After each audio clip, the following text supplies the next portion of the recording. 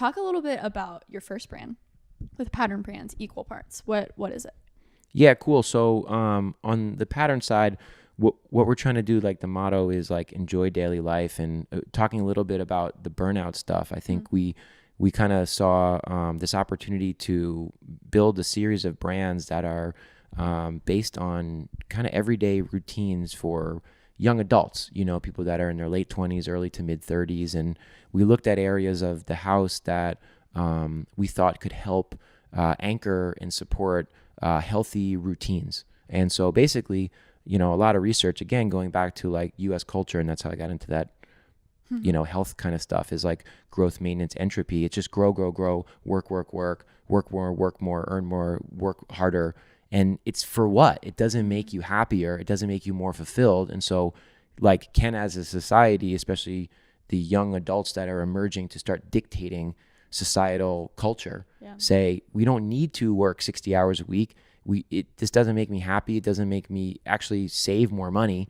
And so I think for us, one thing that we thought we could influence is putting an emphasis on like the mundane routines and habits, and trying to make daily routines and habits something that is cool again to look at. Because I say, what is the inconvenience of convenience? And everything we do to be convenient is so that we can work more. And so like, ain't that the truth? And cooking at home and stuff is like a lost art in America. Like it's fallen off a cliff the last few years because young adults are working so much, and they're also really drained. The anxiety, like these are real issues that are skyrocketing the last few years. And so you come home and basically, like, if you read the books like Flow or Finding Flow, the concept of flow, like the author, Mihai Csikszentmihalyi, I think his name is, he talks a lot about like activation energy and things. He wrote this in the 90s about like TV, but basically like using your phone and social media, et cetera, it requires a lower activation energy.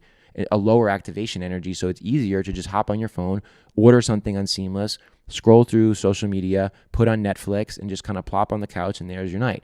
That's not bad to do. We all do it. But, coming home and like turning the stove on, getting something out of the refrigerator, cooking it up, what's good about it is not just like the normalness of it. There's a lot of hidden benefits. It's like those super fruits or something that have like antioxidants and stuff in them, but actually taste good. So basically it's like, it's mentally healthy for you because you're not looking on your phone. You're not thinking about work. You're focused. Your hands and your mind are doing the same thing. You can get into flow state, which you could do is if you were like running or surfing or rock climbing or, playing music, but you can do it at home on a daily basis. And so our first brand is in the cooking area. And so we tried to make, responsibly sourced products that they heat up faster, they clean faster. And we also have coaches. So we have certified professional chefs that you can talk to that help. Really, they're just like encouragers. They send nightly nudges. They send, recommendations, and you can talk back and say, I just got home. It's 7:00.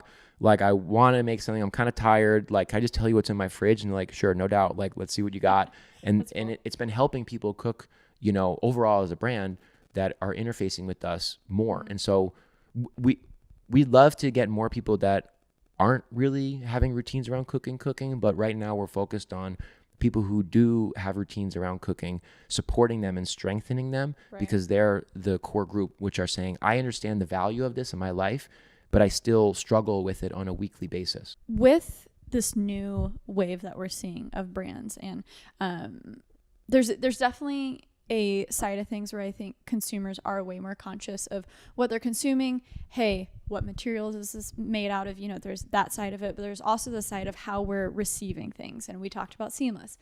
I am that person. I am so tired by the end of the day. I sit on my couch, I put on reruns of The Office, and I order my Thai food off Seamless, and it's at my door in 25 minutes. And maybe it's because, because I believe half of it is nurture, the nature versus nurture thing. And I'm so glad that honestly I was like born in the time I was, because I feel like I could not be able to function any other way than just doing my own ish, trading off, hey, I want to work more for maybe the trade-off of like, I hate cooking, but I'm also really intrigued by, your first brand. I think that's so cool. But people are consuming things differently. They have options now.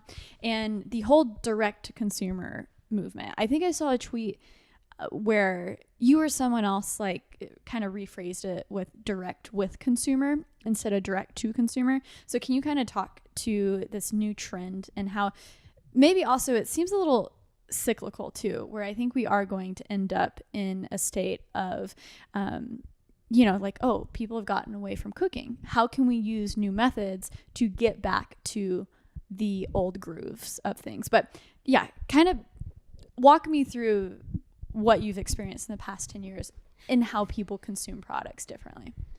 Yeah, I think, look, the age cohort of a millennial in America is like, has the most purchasing power. And I think that a lot of, this age group, kind of came into the job market after the Great Recession, or around that time. And we've only lived in prosperity. It's only gone up. Right? Yeah. I mean, again, this is where like history and stuff is, interesting. It's like 1989, 1990, 1991, the U.S. becomes the sole superpower in the world. And so like the 90s are, for many people, but again, that's what America's crazy. It's like a banana republic, right? So it's like, minorities or, people of color or people from lower economic backgrounds. Like America is a tough place in many ways because you're staring at like the greatest wealth in the world. That's what I felt like growing up in the Hamptons. Like I'm a normal guy from a normal family, and some of the richest people in the world are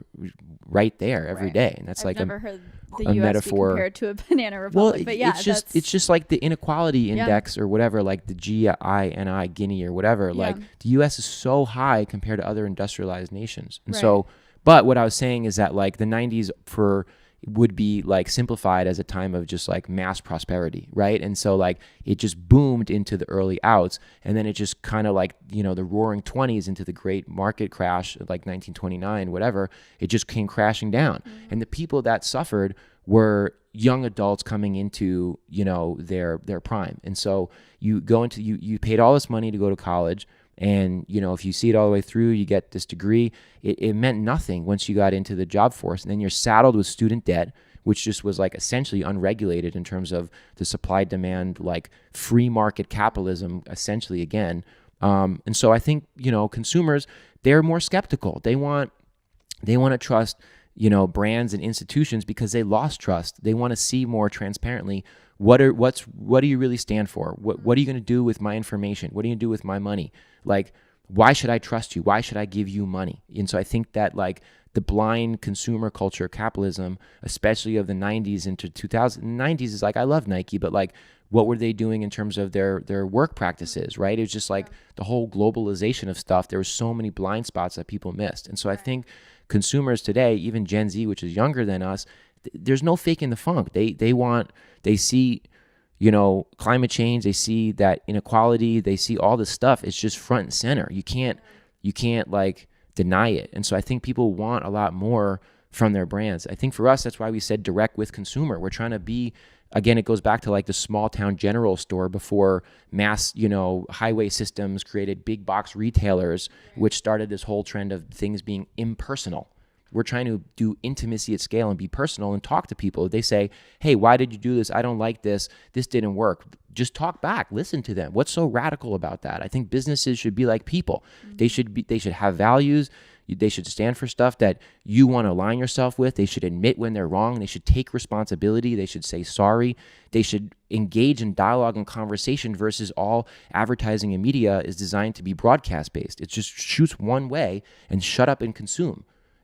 Or just get out of my way versus actually trying to customer lifetime value, et cetera. Like you can put your numbers behind it, but what really you should do is try to build a relationship. Right. And I think if you look at, again, Patagonia or other brands, people say, I like what you stand for. I want to support you and I want to be treated right. I want to be part of your tribe. We've lost a lot of like our normal tribes. Young people don't go to religious stuff as more. We all move to cities. There's nowhere lonelier than being in a big city when you don't know everyone. So I think people are gravitating towards businesses to try to find their tribe.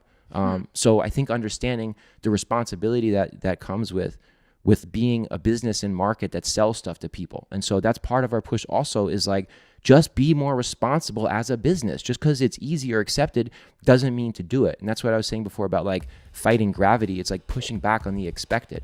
Just do it for yourself of what is right. And you'll be rewarded because that's what a lot of consumers are looking and expecting now.